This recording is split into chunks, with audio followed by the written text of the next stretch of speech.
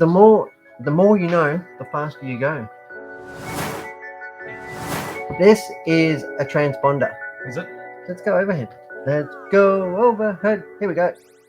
This is from Middle we go. MyLaps. Yes. While I'm doing this, you can take the body off of the. What am I doing? You want me to hold this or what? Take the body off Oh, the you frog. want me to hold that? Take the body off the frog for me while I talk about this transponder. All right. So this is a lap counting device. And this is what we use if you're not familiar with racing RC cars, and there's many out there who won't. This is what we call a transponder, and this is what we use to count our laps. So there's what we call a loop or a wire, an antenna underneath the track at one point. They haven't got to doing sectors yet. And this is powered up from the car's receiver, so it takes a little bit of power from the battery, and it goes around. It's very unique. Each one's got its own individual serial number. Yep. And that is unique to this device, and that can go pretty much any track in the world. Wherever you are, you can take that, you can give them that number, and your car will be counted. Yep. To the hundredth or the thousandth of the Unique second, numbers, whatever it is. And you can keep that for years. You can swap it across cars. Comes with a nice long lead.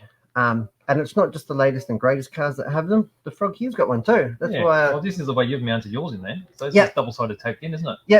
Yep. It's not the straightest. It's just a bit of double-sided tape because it can be pulled out at any time. In fact, it probably will be pulled out and put in another car. So Mr. Stonefarm is actually from California. Oh, California. Yes. There you go. Fantastic. Thanks for joining us again. Absolutely. Pretty neat, isn't it? Yeah, a little neat Little thing. transponder. And like I said, you wouldn't probably swap it. You can swap it across cars, I think, on the day, but that would be painful. Yeah. But if you're doing on-road one week and an off-road or whatever it is, then you don't have to have hundreds of them. No, that's right. But yeah, so, so it's quite a critical component if anybody's ever wondered how we get. And then we've got what we call live timing. So that's hooked up. And then most tracks will have the software where you can actually look at your lap times on your phone. So just like the data that you can see for F1 or MotoGP races, you can see your lap times. So even if you go to the track and nobody else is there, like at Keilor, and you want to go out and do a practice, then you can get back to the pits. You can have a look on your phone and you can see I was on track for 10 minutes. I did so many laps. My best lap time was this. My average lap time was that. You can change tires, make an adjustment, go back out, repeat, and see how you've gone. Definitely makes a difference when you can actually see if you're progressing. Yeah, absolutely. I actually really like the pink helmet. So the more you know, the faster you go. Whoa! How much do you know? Not much. Just this bit. I love a pink helmet. How good is he? It's good. He's really good. It's not going to be the last one. This was the first one. This was the first one. The second one. And there's going to be a third one. There's definitely going to be a third big pink helmet. Yep. This is all part of the Vintage Bash. Yep. We painted this live on camera. Did we? Can't remember. Yeah. Did we? You painted it. You were painting this one up while I was putting the stickers on. That's right.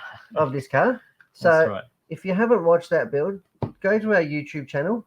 What is it? Hearns Hobbies on YouTube. That's it. We've got hundreds of videos up, and this is a 5-part or 6-part frog build that we've done. Yep. You can actually see in there how neat the NSR 001 speed controller is. Yeah.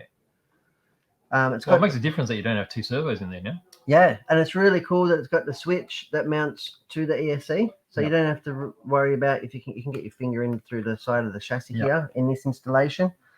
So it's a really neat speed controller. Really happy with the performance it was flying. And that was the frogs day out. It was really good, cool. wasn't it? It was really cool. It was a bit disheartening when we just saw it doing pirouettes the first time. Doing donuts, that's right. Yep. We were just ill prepared. We just But took it out of the box. How good was it when we had these tyres on it? Chalk and cheese.